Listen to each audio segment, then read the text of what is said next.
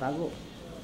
Gipampusasan ang mga nasikop sa bypass operation samtang gidala sulod sa barak sa GSCPO. Sa picture nga kuha sa PIB, mismong sa balay sa mga target nasikop sila ni Jimmy Dimaala ug kaipon ni ining si Gemma Cobrador. Damay usab ang 20 anyos nga anak ni ining si Michelle ug lain pang 5 ka lalaki nga matud pa sa CIB nagpahigayon og pot session sa may Purok San Roque Silway Barangay Dajangas West. Na-recover gikan sa mga dinakpan ang nagkadaiyang sachet sa shabu ug mark money nga gigamit sa bypass operation.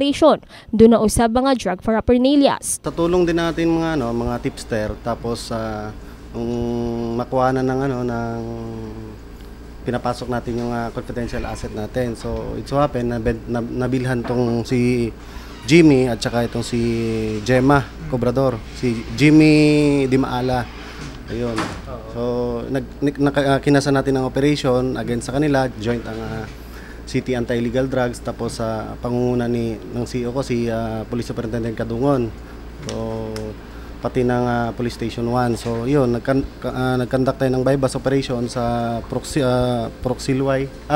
San Roque, Silway, Barangay West. Aminado hinuon si Jimmy Dimaala nga gagamitan kini og shabu apan kipanghimakak ni ining tulak kini og ginadiling droga.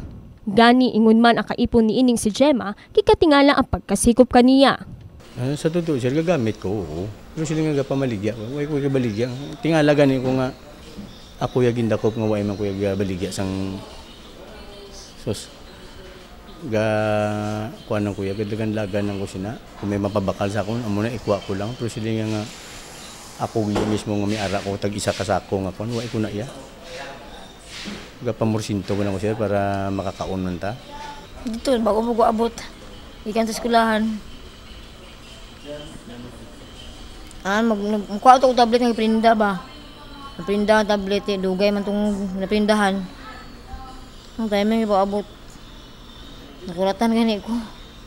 Lakip sa mga nasikop sila ni Alter Jan Liego, Jeffrey Cabilla, Jan Abid, Ricky Setes, Rizaldo Henarios, nga pulos gipanghimakak nga nagabaligya o ginadiling droga. Siyempre lahat naman sila, tatanggi nila yung karapatan nila yun. Pero siguro naman kung doon sa operation, andun naman tayo, may mga witnesses naman tayo. May media din na representative ng media at saka si Barangay Kagawad. So siguro sa korte na lang kami mag-aano. Basta kami, papaila namin ng kaso sila.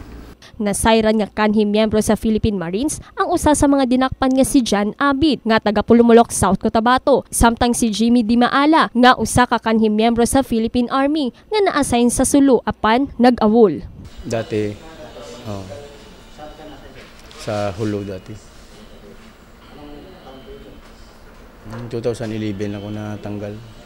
Target list ang subject sa maong operasyon nga sila ni Jimmy ug Gemma nga parehong pasakaan og kasong pagsupak sa RA 9165, partikular na sa Section 5 ug 11 samtang Section 13 ug 14 sa unom kalain pang dinakpan. Sa subject namin si Jimmy at saka si Gemma, bali 5 yung sa lalaki, 5'11 naman yung sa babae. Tapos lahat ng nandun under Section 13 at saka 14, yung 6 na nandun. Shilane Joy Kanda, Brigada News.